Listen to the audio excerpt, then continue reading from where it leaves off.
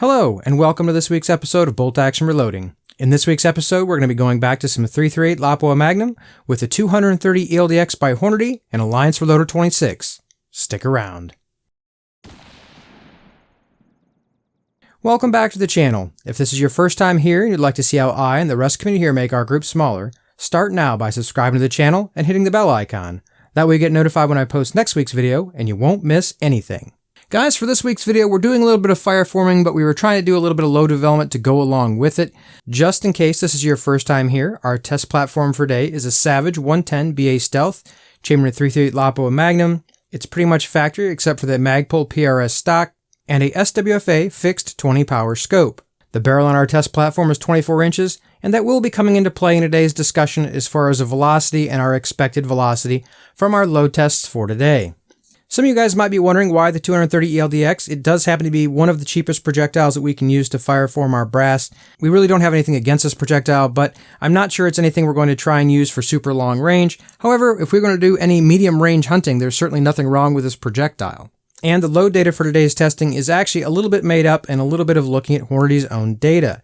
Hornady does not actually have data for the 230 ELD-X. They do have data on their website for the 270 grain ELD-X, but I couldn't find any data for this projectile specifically or in the Hornady book, so we're looking at some data around the Hornady book. Now, if you guys aren't familiar with Alliant Reloder 26, Reloder 26 is a temperature stable powder. In various cartridges, we've been able to get some amazing velocities. Our Hornady 10th edition manual has Alliant Reloder 26 data for the projectiles that weigh 225 as well as 250. So they're bracketing our 230 grain projectile pretty well. In case you're not familiar with Hornady's load data, typically they group all their projectiles by weight. It's very unusual to have different load data for two projectiles of the same exact grain weight, regardless of the style. I'm not going to say it happens in every instance, but it's very common in their load manual that the data they provide for whatever grain weight projectile that they're discussing is going to apply to all of them. Another point with Hornady load data is on various occasions people are going to mention that it might not be very hot. I'm certainly by no means telling anyone to ever go above published load data, especially if you don't feel comfortable with it. In many circles, let's at least say that people generally consider Hornady's load data to be conservative. But I don't believe that's the case today. Talking about our load data source, going to the 225 grain class projectiles, Hornady is actually saying with Alliant Reloder 26, the maximum charge weight is 95.5 grains at an estimated velocity of an amazing 3,100 feet per second. Our next heaviest class of projectile for which Hornady gives load data is the 250 grain. Hornady is stating 93.8 grains of Alliant Reloder 26 is still going to give 2,950 feet per second. We certainly don't want to do anything crazy here, and we certainly want to make sure we're within safe pressures. We're going to find a number somewhere between those two. So if the 250 grain, we know at 93.8 grains, this should be perfectly safe. Keep in mind that is a max load. We're actually going to start today's testing a little bit lower than that. We've used a lot of Alliant Reloder 26. It has been fairly close to the projected velocities of which we expected, and so we're going to back down a little bit from that max, and since it's a heavier projectile, we should be certainly starting in safe territory, at least with our Hornady load data. Our load test today is going to start at 93.4 grains. We're going to increase in 0.3 grain increments. We're going to max out today at 94.6 grains. Keep in mind that's well below the 95.5 grains that the 225 grain class projectiles were given. So I'm really hoping we're staying within safe load data today. I certainly don't have any reason to believe otherwise. I will say that I did not run these numbers in quickload until after they were shot, so I might have rethought these numbers, but we'll get into that after we get to the results portion. I will say that Sierra's data for their similar weight projectiles did have a significantly lower charge, but again, Hornady's data is usually considered to be fairly conservative, and we were starting below the max for the 250s. Since we've gone over our source, let's get into our actual test for today. The brass we're using for today's test is Peterson. This is its first firing, so we will be fireforming the brass during today's testing. The primer is the Federal 215M Large Rifle Magnum Primer. The powder is Alliant Reloder 26, starting at 93.4 grains, going to 94.6 grains in 0.3 grain increments. The cartridge overall length that we'll be testing today is 3.665 inches, which is a CBTO of 2.930 inches, which will give us about 20 thousandths jump to our lands. The test conditions of our test today will be fairly cool, 44 degrees Fahrenheit, 66% humidity, with a density altitude of 241 feet. Let's go out to the range real quick, we'll look at the range footage, and then we'll come back and discuss all of our results.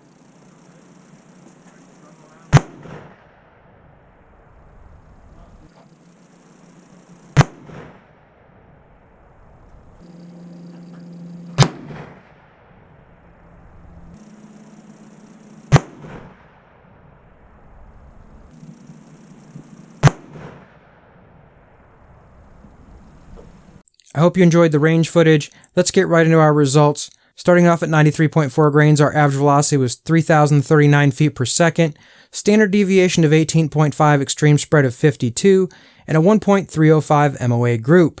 One thing to consider about that data set is we did not have a warm-up round for today's testing, so our first shot was 30.65. It's very likely, had the barrel been warmed up with anything else, that our extreme spread and standard deviation would be different. If we'd have dropped that shot, our extreme spread would have fell from 52 to 28, and our standard deviation, I believe, would have dropped somewhere around 10. A little bit unfair to our starting charge today, but let's move along to 93.7 grains. Our average velocity was 3,053 feet per second. Standard deviation was 8.2, extreme spread of 16, and a 0.930 MOA group. Moving on to 94 grains, our average velocity was 3,065 feet per second. Standard deviation opened up again to 21.2, extreme spread of 50, and just over a 1 MOA group. At 94.3 grains, our average velocity barely increased to 30.68. Our standard deviation dropped significantly to 6.7 with an extreme spread of only 15, and a very similar 1.033 MOA group. Increasing to our max charge today, our average velocity climbed to 30.77 feet per second, standard deviation of 10.5, extreme spread of 27, and just under an MOA, a 0.953 MOA group. Nothing really spectacular here, but nothing really too depressing either. Groups seem to be holding right close to 1 MOA. Our group there at 94.3 grains had a pretty reasonable standard deviation. I probably put a sign up at the beginning. All of today's test loads, according to quickload, are actually over maximum pressure. And let's talk about that a little bit. As I mentioned, Hornady didn't actually have the proper projectile for our load test when we were picking our load data. At least with my copy of quickload, it does not have it in there either. If one of you guys has a more recent copy of quickload and it's actually in there, let me know. I'm not sure if there is any updates since I purchased my software. The projectile which we're going to do our estimates for today is the same projectile that the 225 Hornady data came from, the SST interlock. Our estimated quickload velocities were very representative of what our actual results were. At our bottom, where we averaged 30.39 feet per second, quickload said we were starting off at 3,021 feet per second. Moving on up to our max of 94.6, our actual average velocity was 30.77. Quickload did estimate 3,059 feet per second. However, even at our beginning charge, the estimated pressure to attain that velocity would have been 61,245 psi, which is just over the maximum pressure for the case, which is 60,916 psi. Now, we don't actually have measurements here, and I'm not trying to throw Hornady under the bus. Keep in mind, Hornady said we were, with this exact load data, that at 95.5 grains, we were going to be under pressure at 3,100 feet per second. One thing that will come into play a little bit here is the actual barrel length. The barrel length that Hornady's data is based on is a 27.7-inch barrel, and our test platform only has a 24-inch barrel. However, the peak pressure for the two lengths doesn't seem to change, and according to quickload, the data that Hornady's giving is over the maximum pressure for the case. I'm not going to tell you guys how to reload. I will tell you that everything we loaded today was technically over pressure. So in case you guys are interested, I'll put a quick chart up on there. You can see that our tests today ranged all the way from 61,245 all the way to a guesstimated 64,189 PSI. Didn't have any one-hole groups today. Like I said, one MOA was about what we seem to get with this projectile. Certainly not saying it's bad if you want to poke some holes in paper. As far as 338, this is one of the cheapest projectiles you can get. And for this type of performance, I guess I can't complain a whole lot. I think next time we will tone it down a little bit, though I'm not sure changing the powder is really going to do anything for us.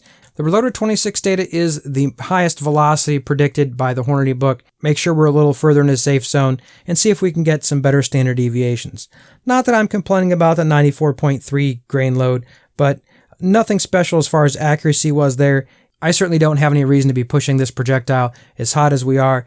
I don't see any benefit doing it. So probably won't be running it this hot again, but there's the data from today's test if you guys are interested. I will put the graph up there real quick. Obviously, if we're looking for plateaus, that between 94 and 94.3 grains is right where our velocity node seems to be, at least with this combination. Let's look at the cases, see what story the cases tell today. And certainly I saw no pressure signs while I was shooting that made me nervous whatsoever. There's slightly flattened primers on here, but nothing like we haven't seen before. On our max load, our primers aren't really showing any cratering or anything like that. No ejector marks. We certainly aren't seeing any indications of any pressure higher than our factory 250 SMKs that we've shot before. Coming down the pike here before too long, we're going to be testing more of the heavy projectiles in 338 Lapua and see how we can get those to perform. We've got our brass fireform now. It's really going to be nice to see what loads we can dial in with some projectiles that have a really high BC to be able to shoot some distance. So far, we've had some promising results with the 285 ELD, so that'll be coming down the line. Lots of other projectiles to test. So if you're into 338 Lapua Magnum, make sure you're subscribed to the channel. That's how the 338 performed with Alliant Reloder 26 today. If you have any comments or questions on today's testing, please put those in the comment section below. If you like the content here on the channel, make sure you subscribe to the channel, hit the bell icon so you get notified when I post next week's video. I hope to see you back next week, and until then, stay safe in small groups.